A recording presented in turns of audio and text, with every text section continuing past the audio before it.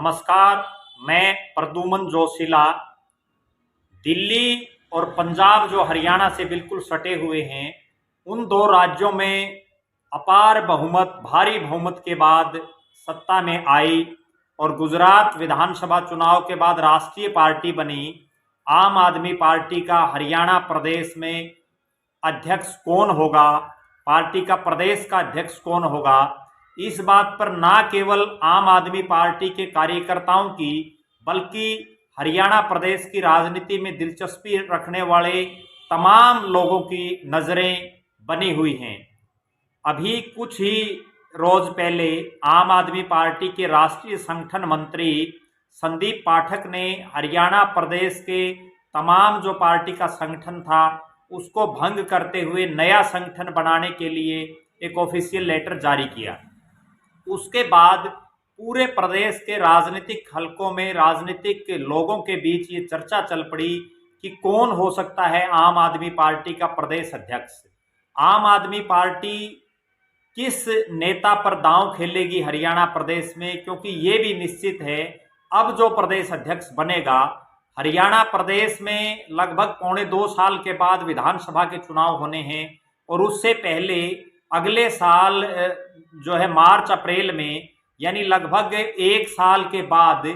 पूरे देश में लोकसभा के चुनाव होने हैं। ऐसे हालात में अब जिस नेता को आम आदमी पार्टी की कमान दी जाएगी, निश्चित रूप से उन्हीं के नेतृत्व में हरियाणा प्रदेश में अगला लोकसभा का चुनाव लड़ा जाएगा और लोकसभा के चुनाव में अगर आम आदमी पार्टी की परफॉर्मेंस ठीक रही तो विधानसभा चुनाव भी उन्हीं के नेतृत्व में लड़ा जाएगा। पूरे हरियाणा प्रदेश के राजनीतिक लोगों की नज़रें हालांकि पिछले कई दिनों से इस बात पर लगी हुई थी, क्योंकि आम आदमी पार्टी का प्रदेश अध्यक्ष बहुत लंबे समय से कोई आदमी जो है, कोई नेता प्रदेश अध्यक्ष नहीं है और उस हालात में आम आदमी पार्टी के हरियाणा प्रदेश के प्रभारी और राज्यसभा के सांसद जो हरियाणा प्रदेश से ही, जो उनका मूल प्रदेश है, डॉक्टर सुशील गुप्ता और पार्टी के राष्ट्रीय सलाहकार और अरविंद केजरीवाल जी के बहुत ही विश्वास पात्रों में जिनकी गिनती है, अनुराग ढांडा, वो भी मूल रूप से हरियाणा प्रदेश से ही आते हैं, वो दोनों लगातार सक्रिय थे एक और पूरे प्रदेश में वो अलग अलग हलकों में जो है अपने दौरे कर रहे थे। प्रदेश में आम आदमी पार्टी के बड़े चेहरों की बात करें तो उनकी गिनती हो रही थी, लेकिन एकाएक जैसे ही पार्टी के राष्ट्रीय नेतृत्व द्वारा प्रदेश के वर्तमान संगठन को भंग किया गया, पूरी कार्यकारिणी को, हालांकि प्रदेश अध्यक्ष नहीं है पिछले लंबे समय से, लेकिन उसके बावजूद यहाँ जोन प्रभारी, जिला प्रधान और महिला विंग, युवा विंग, अलग अलग शाखाएं जो बनाई हुई थी आम आदमी पार्टी ने। अब मैं जो मुख्य विषय है उस पर आना चाह रहा हूं कि कौन हो सकता है आम आदमी पार्टी का अगला प्रदेश अध्यक्ष, जिसकी बहुत जल्द जो है घोषणा होनी है। यहाँ मुख्य रूप से जो है आम आदमी पार्टी का मेरा जो मानना है, मुख्य जो चेहरा है वो 2 नाम आगे आ रहे हैं उभर करके, और जिनमें सबसे बड़ा नाम जो आ रहा है वो है पार्टी के बहुत बड़े नेता, अभी कुछ ही समय पहले जिन्होंने पार्टी को ज्वाइन किया और पूर्व में इस देश के एक बहुत बड़े पत्रकार भी वो रहे, अनुराग ढांडा,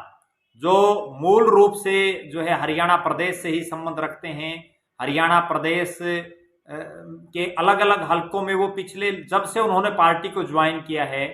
वो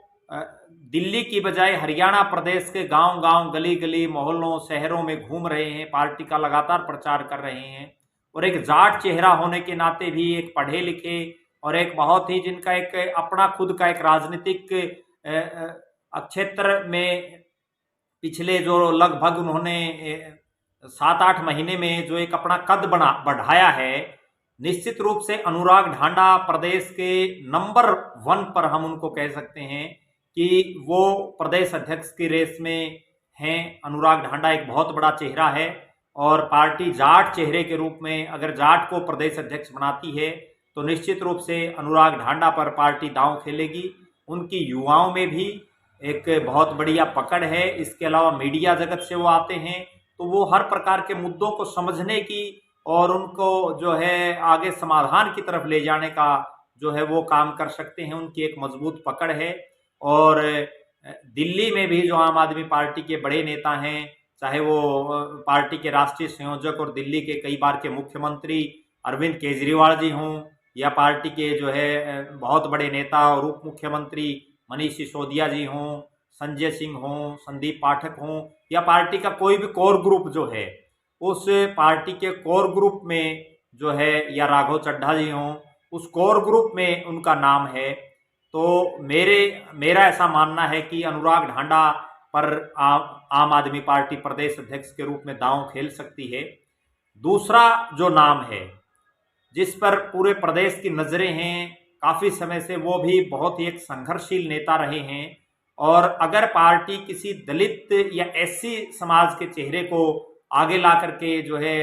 हरियाणा प्रदेश में दांव खेलती है, तो वो होंगे डॉक्टर अशोक तंवर। डॉक्टर अशोक तंवर जो सिरसा से सांसद रह चुके हैं और कांग्रेस के बहुत बड़े नेता रहे हैं, वो एनएसयूआई के राष्ट्रीय अध्यक्ष रहे, युवा कांग्रेस के राष्ट्रीय अध्यक्ष रहे, पार्टी के राष्ट्रीय सचिव रहे, हरियाणा प्रदेश के एक लंबे समय तक जो है प्रदेश अध्यक्ष रहे, और उन्होंने कांग्रेस पार्टी के प्रदेश अध्यक्ष जब वो थे उस समय पूरे प्रदेश में उन्होंने साइकिल यात्रा निकाली, घर घर, गांव गांव, गली गली, मोहल्लों में वो घूमे, प्रदेश के अनेक जो है नेता उन्होंने पैदा किए। तो दूसरा जो नाम है वो डॉक्टर अशोक तंवर हो सकता है। अनुराग ढांडा और अशोक तंवर में से ही किसी नेता पर जो है आम आदमी पार्टी हरियाणा प्रदेश में अगले प्रदेश अध्यक्ष के रूप में दांव लगाएगी। दोनों ही मेहनती, युवा और संघर्षशील हैं। अशोक तंवर की एक खास बात ये भी है कि उनमें संघर्ष करने का एक जज्बा और एक उनका अनुभव है,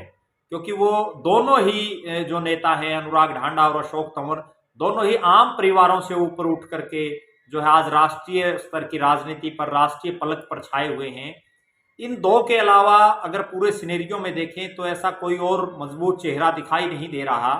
जो प्रदेश अध्यक्ष की दौड़ में हो, या जो प्रदेश अध्यक्ष के लेवल पर, उस स्तर पर जो है काबिल हो। यहाँ डॉक्टर सुशील गुप्ता जो हैं वो भी हरियाणा प्रदेश से ही मूल रूप से संबंध रखते हैं, लेकिन चूंकि वो दिल्ली से राज्यसभा के सांसद हैं और इसके अलावा वो हरियाणा प्रदेश के प्रभारी हैं, तो उनको तो प्रदेश अध्यक्ष बनाया नहीं जा सकता। और ये एक ऐसी सिमेट्री भी बनेगी कि अगर ये तीनों मेहनत करते हैं, डॉक्टर सुशील गुप्ता, अनुराग ढांडा और अशोक तंवर, तो ये तिकड़ी निश्चित रूप से आम आदमी पार्टी का हरियाणा प्रदेश की राजनीति में राजनीतिक रूप से उसको ऊपर उठा सकती है। और निश्चित रूप से इन तीनों की एकजुटता में, इन तीनों के नेतृत्व में आम आदमी पार्टी आने वाले विधानसभा चुनाव में हरियाणा प्रदेश में एक नया गुल खिलाने के प्रयास में रहेगी, ऐसा मेरा मानना है। इसी तरह के राजनीतिक जो है बातों पर के लिए, इसी तरह की राजनीतिक जानकारियों के लिए आप लगातार हमसे जुड़े रहे। बहुत बहुत धन्यवाद। आपका अपना प्रद्युमन जोशीला।